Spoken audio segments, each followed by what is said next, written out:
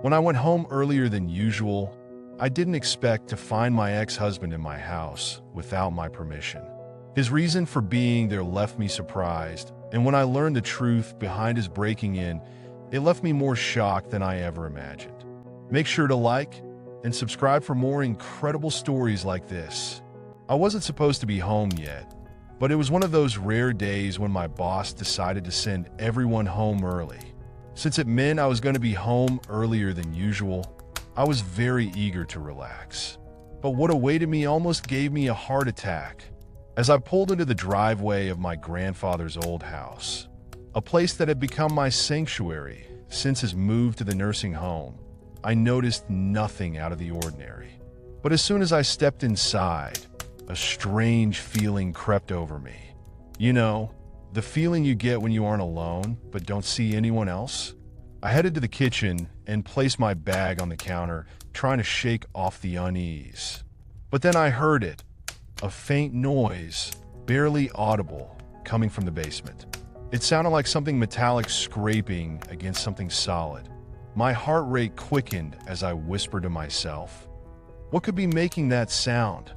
My hands shook as I grabbed the first thing I could find, a bronze candlestick from the mantel, and lit it for light. Then I bravely tiptoed toward the basement door while my heart pounded out of my chest. I hesitated for a moment, my hand hovering over the doorknob as my mind raced through the possibilities. Was it a broken pipe? A raccoon? Or was someone in my house? With my pulse pounding in my ears, I opened the door and the weird sound became more audible. I crept down the stairs and didn't bother turning the light on to avoid alerting whoever or whatever was down there. When I slowly opened the door that separated me from the strange noise, my eyes went wide when I saw him in front of me. With his back to me, hunched over a small section of the floor, was Peter, my ex-husband. In his hands was a crowbar, and he was prying at what appeared to be a hidden hatch in the concrete. I froze, gripping the candlestick, trying to process what I was seeing. Peter wasn't supposed to be here.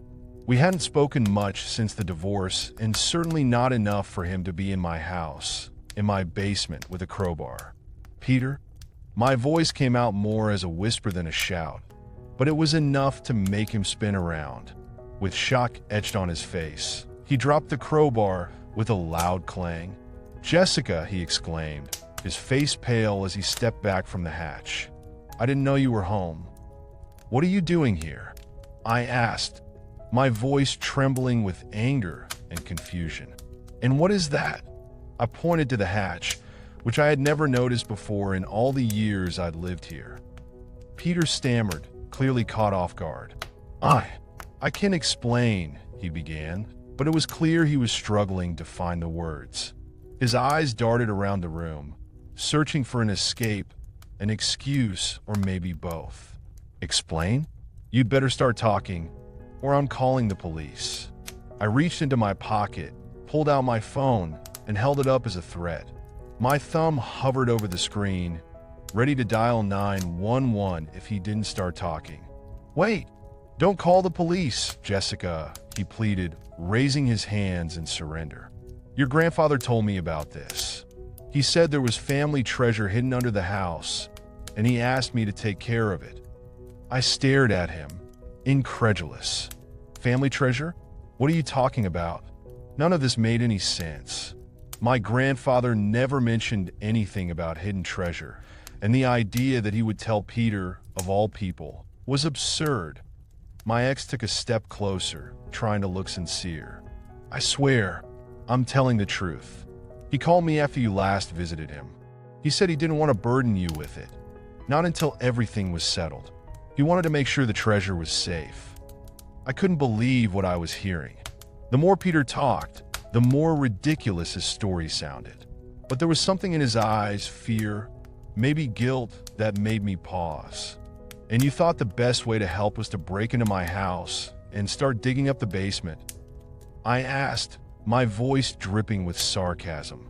"I didn't break in," he muttered, looking down at his feet. "I still had the key." That confession hit me like a punch to the gut. I'd completely forgotten that my ex-husband still had a key to the house from the time we were married. He got the key to help assist my grandfather in his ailing years. The realization made my stomach churn with anger and betrayal. "Give me the key," I demanded, holding out my hand. My tone left no room for argument. Peter hesitated for a moment, then reached into his pocket and pulled out the key. He placed it in my hand, his touch lingering for a moment too long. "Jessica, I'm really sorry," he said, his voice softening, but I wasn't interested in his apologies. I'd heard them all before. Back when he lied to me about his mounting debt. Back when our marriage crumbled under the weight of his secrets. "Get out," I said, stepping back and pointing toward the stairs. "And don't you dare come back. If I see you here again, I won't hesitate to call the police." Peter opened his mouth as if to say something more, but then thought better of it. He grabbed his jacket from a chair in the corner and left without another word. I listened to the sound of his footsteps as he ascended the stairs, the front door closing softly behind him.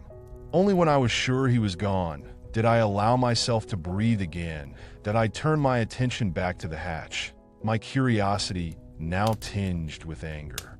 What had my grandfather told Peter? And why? I knelt next to the hatch, which my ex had managed to pry open enough to get a grip on it.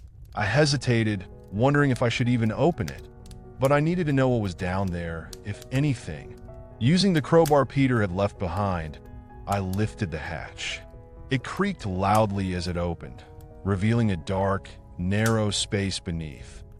Holding my breath, I peered inside, half expecting to see something valuable, something worth all the secrecy. But all I saw were plumbing pipes that ran under the house. Nothing more. I let out a laugh, part relief, part disbelief that, of course, there was no treasure. My grandfather was practical, never one for games or secrets.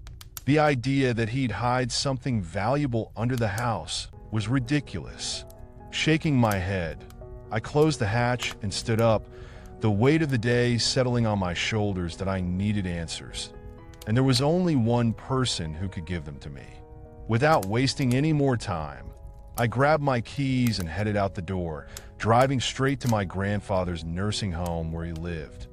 When I arrived, he was sitting in his usual spot by the window, a book in his hands. The sight of him brought a sense of calm, but I couldn't shake the questions swirling in my mind. "Grandpa, I found Peter in my basement today," I said as I approached, not bothering with a greeting. "He said you told him there was family treasure hidden under the house. What's going on?"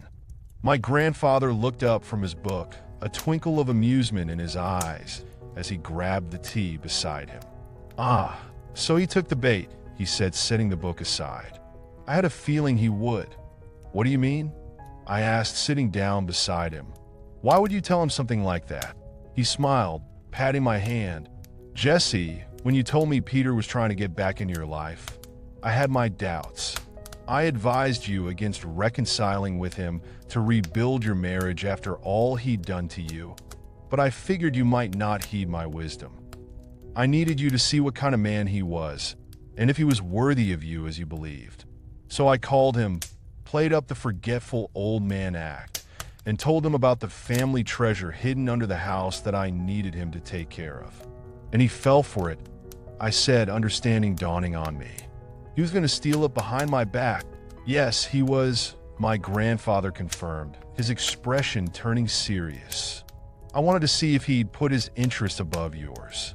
It was a test, and I'm sorry you had to go through it, but I needed you to be sure."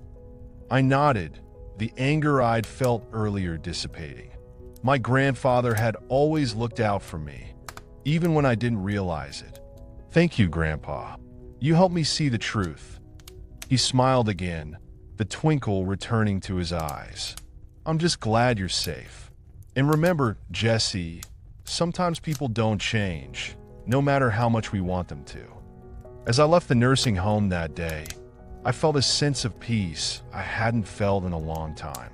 My grandfather had protected me in his own way, and now, with Peter out of my life for good, I could finally move forward.